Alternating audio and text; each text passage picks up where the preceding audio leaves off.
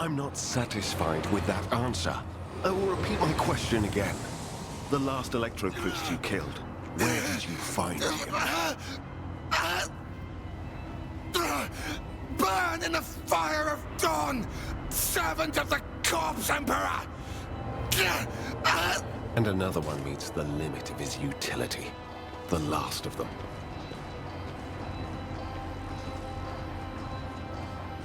Heinrix von Kalox, Inquisitor Acolyte and a member of our retinue. Heinrix joins us towards the end of Act 1 and is probably the most powerful combat companion in the game, and with the equipment added from DLC 1 and now DLC 2, he is undeniably the strongest damage dealing companion in the game. He went from being a very awkward, agile warrior that didn't seem much use, and now he is the best damaging boy with a rock-star executioner that you have ever seen. So let's look into his build and his playstyle. Heinrix will join us at rank 4 and he'll come with defensive maneuvers. At first, he might seem a little bit slow to get going, but the way I like to build him is into agility, though you can build him into toughness and heavy armor if that's where you wanted to go, but you will probably be giving him a two-handed sword and building him into a pyromancer. So let's have a look at what the talents that we're going to pick up here. For rank 5, I pick up rigorous training, because this means we get extra dodge on a charge, and we also keep our movement. We pick up weapon skill, and we go into pyromancy. This will give us some access, some very powerful talents, and we're also going to pick up Medicae. Rank 7, we get weapon skill and Psychomenoris. Psychomenoris is going to be used for all sorts of psychic powers for our damage and our buffs. We then increase Medicae. The reason we're picking up Medicae is because of its interaction with Executioner. We take easy target here, but you could very easily also take clenched teeth if you were going for a heavy armor build or even crowd kill. Rank 9, we take Daring Breach upgrade 2, and then at rank 10 we get Impetus and Agility. Impetus will give our toughness and our strength to our charges. It is a very good upgrade. Now I pick agility here. Where I take agility, you can also take toughness if you're taking clenched teeth and heavy armor. Rank 11, we take orchestrate flames and body of flames. Body of flames means that we can now set ourselves on fire of ignite, orchestrate flames, and then have extra damage. At first, this is going to be quite minimal, about the same as a shotgun pushback, but it will rapidly build up as we get Inflame and other talents to boost dot damage and Executioner. Rank 12, we increase our agility. Now, I take Athletics here. This is completely up to you what skill you can take here. Rank 13, we take Desolation. This will increase our melee attacks by our agility to enemies that have no allies. This is a very big boost for melee builds. More Athletics here, and then we get Strength and some Relentless Blaze. Relentless Blaze can also be replaced by Heavy Armor Proficiency if that's where you're going here, but the previous level you needed to have taken strength to be able to take heavy armor. When the Psyker is burning, the psi rating is increased by 1 and the Psyker's resolve is increased by 2. So this is quite a nice upgrade to get some of the other things going. But we also take Daring Breach upgrade 4 here, which will increase our damage by our strength. At the moment, you might just be thinking he's basically Abelard but on fire, but more dodgy and less tanky. However, when we get into the tier 2 is when you're going to start seeing some of his benefits. Executioner is where the fun begins, dear people. We get 3 things here. First, we get Forced Repentance. Now, what Forced Repentance does is whenever the Executioner inflicts damage over time effect on target which is already suffering from an effect of the same type, the target immediately suffers additional instance of damage from the initial effect. The all damage over time effects of this type on this target include the one just inflicted, and the ones that will possibly be inflicted later have this increased by Medicae divided by 15. So that means you inflict stacks of damage on people via dots. If you've done it again, it instantly procs. This is good. Scourging Strikes is how we first start using this. The Executioner's melee attacks inflict 2 times strength bonus levels of bleeding on all targets hits. This is why we build into strength, but this is also why we go Dogmatic 2 to inflict burning on critical hits. We also get Where It Hurts, which can proc instances of our damage over time times 3. We save that for once we build some stacks. Rank 2, we take Firestorm, which now gives us an area psycho power, which can be set on us. That will also benefit from crowd kill for some reason. You can use it with Where It Hurts to proc the damage 3 times. We take Anatomy Expert, so our HP is now based on our Medicae skill, which does actually outlevel toughness, and because we're focusing on agility, that's just fine. We get Carnival of Misery, which until it increases the damage of dots by 100%. This will also affect our Orchestrate Flame. but we can use this to do some very nasty things later. Rank 5, our AP increases, and so does our weapon skill. Rank 6, we get more weapon skill and Psycho Majoris, and then at rank 7, we get Inflame. Inflame increases the amount of burning by 2 times the Psycho's willpower bonus. It used to be based on PR, but now it is willpower. So there is a argument to increase your willpower, though there are allied buffs for that. Rank 8, we get Invigorating Screams. This will give us toughness to our healing whenever we inflict dot damage. However, we can boost this with our own psi rating thanks to Iron Arm, which is part of our biomancy, so we don't actually need to level toughness. We then get some more Medicae, more agility. We then take biophysical distortion. This will add a 3rd dot. We now add toxin to our attacks, and this is all attacks. At rank 10, we get Sparks of the Greater Flame, which increases our chance for dots critting, which is very nice. We then get agility and Medicae. We then take Carnival of Misery upgrade 3. This means that when we use this, we'll apply 10, the character level divided by 10 levels of dots to all enemies on the battlefield. That means Inflame can now cross-map everyone regardless of line of sight. Rank 13, we take Perfect Anatomy, which will give Medicae to armor. Rank 14, we take Willpower and Athletics. Rank 15, we take Reckless Abandon. We can turn 30% of our HP into temp wounds and gain that amount in damage. So there are ways that you can build up to 1,000 HP, which would give us a 300% damage boost. We also take Fire Within. This means every time we get 8 critical hits or kills, we get a extra attack costing 0 AP. Very nice. We then take Fragile Playthings. The first instance damage dealt by the execution's damage over time effect reduces the target's armor by Medicae. This is very important, and I'll explain why. We then get Willpower and Athletics. Rank 18, we get Racking Weakness. The damage dealt by the Executioner's damage over time effects are increased by 5% for every 10% penalty to armor suffered by the target. This increases with Medicae, but it includes all stacks of armor reduction, even if it goes beyond their threshold. So say you minus 2,000% armor, but the enemy only had 20 armor. Their armor doesn't go below 0, but that 2,000 is still in effect, and you would get 200 times that 5%. So your damage increase here can be through the roof. I imagine that's what they're going to balance at 1.5 because it's why execution damage is so broken. We then get some willpower because that helps with our other things for Inflame, but you could also take strength here. Psychoterminus and then Carnival of Misery upgrade that turns our dots into healing. Now, 2 notes to be made here. When I took Perfect Anatomy and Invigorating Screams, you could actually bring up Master of Torture and All-Encompassing Agony earlier, so you get another 40% damage increase to your dots. However, I felt this was unnecessary earlier because I like to be having defensive talents. If you don't want those defensive talents, you can swap that. But this now means that when you can get a Rock Saw, each hit of that burst will add burning and it will add toxin. It will only add bleeding at the end unless you use an ability to add bleeding to all hits. However, this is incredibly powerful and it will stack over multiple hits. So when you use Daring Breach, which removes your attack cap, you can just keep making attacks.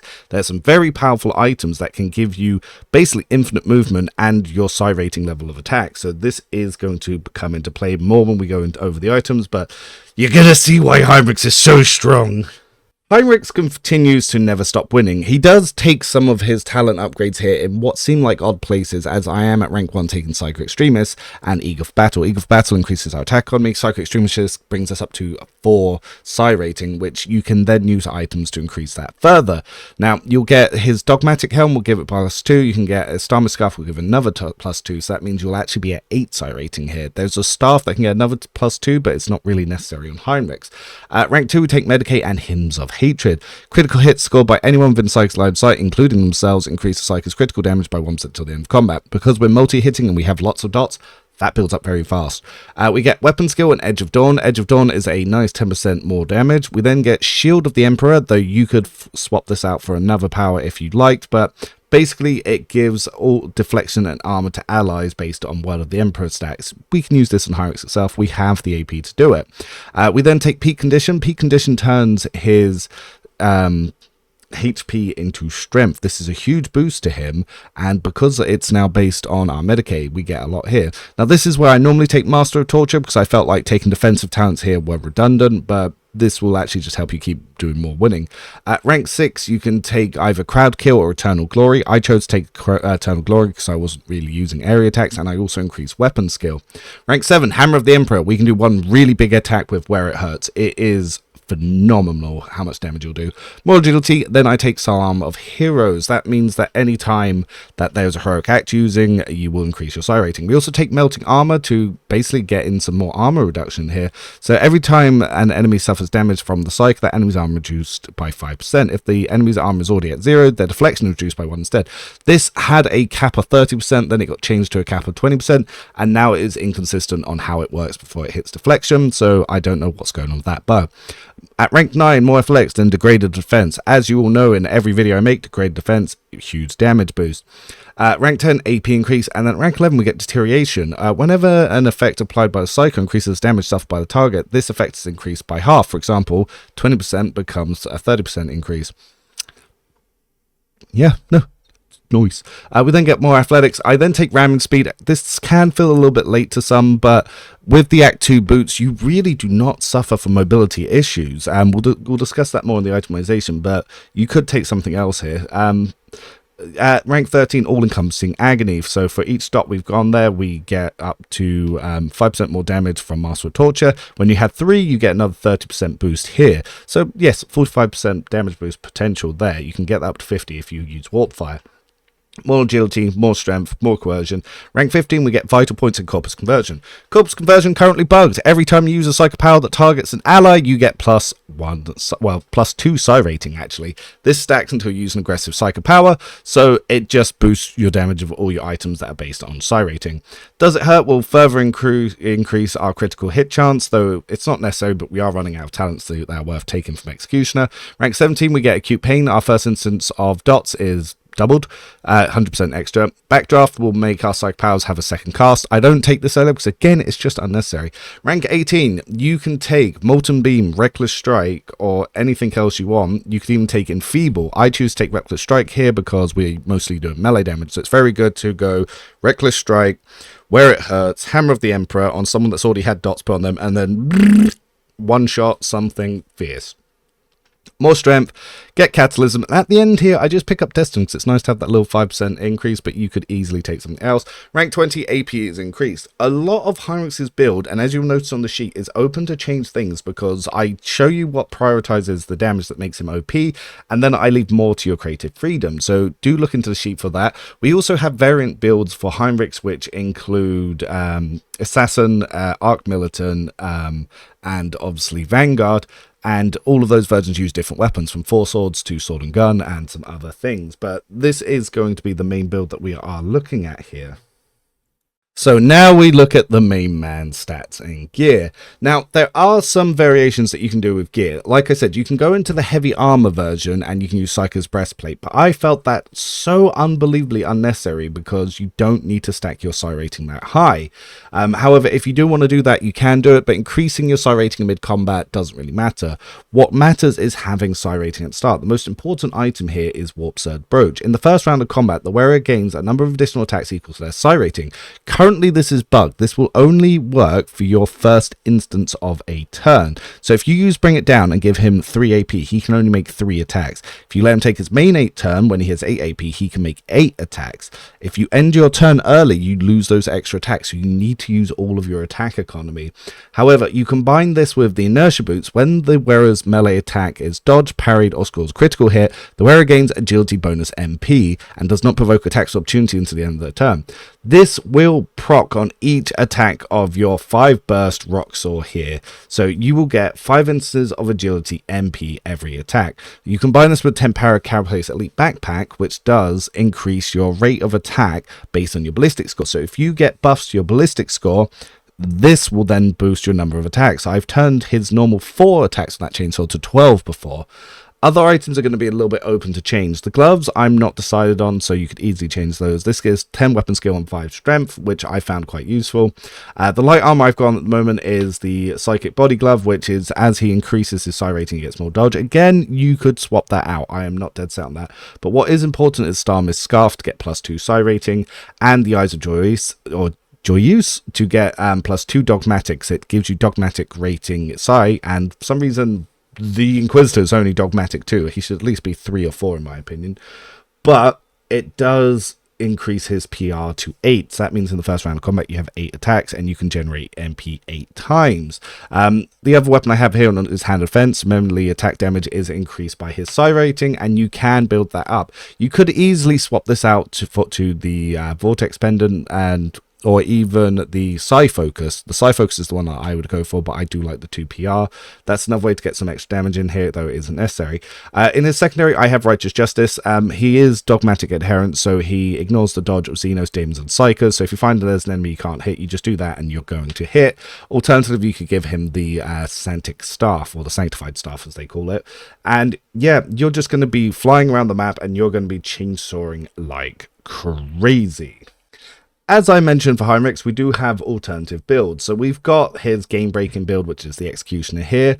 We've got him as an Overseer, which is the safe buffer. It works exactly like Idra, but he's safe. He's going to be less likely to explode, but you don't really need that with warp speed. You don't really need that with his warp buffer, so I take it a little bit later. But yes, that option is there for you.